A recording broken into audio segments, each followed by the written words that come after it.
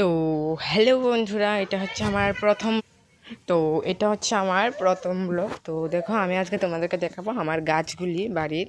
তো চলো, তো প্রথমেই দেখো আমার এখানে গেটের সামনেই কতগুলো গেন্দা ফুল। এটা গেন্দা চারা, আর এটা হচ্ছে অ্যালোভেরা। তো দেখো, আমি টবের ভিতরে লাগিয়েছি গাছগুলো। আমি কিন্তু গাছ অনেক ভালোবাসি। আর এগুলো হচ্ছে প্লাস্টিকের, এখন যেগুলো দেখালাম। আর এগুলো হচ্ছে দুপাটি ফুল গাছ, মানে যেগুলো আমি এনেছিলাম 15 টাকা করে কিনে। তো দেখো, এই সাইডের গার্ডেনটা তোমরা দেখতেই থাকলে। তো দেখতে পাচ্ছি, এটা হচ্ছে পাণ্ডব জবা কি বলে না, আর এটা হচ্ছে একটা পাতাবাহার, এটা আমি ঢাল লাগিয়েছিলাম, হয়েছে। আর এটা হচ্ছে আমার একটা জবা ফুলের একটা গাছ। আমার কাছে কিন্তু জবা ফুলের অনেকগুলো ভ্যারাইটিস আছে, তার মধ্যে এটা একটা। আমি তোমাদেরকে ফুলটা ফুটলে অবশ্যই দেখাবো।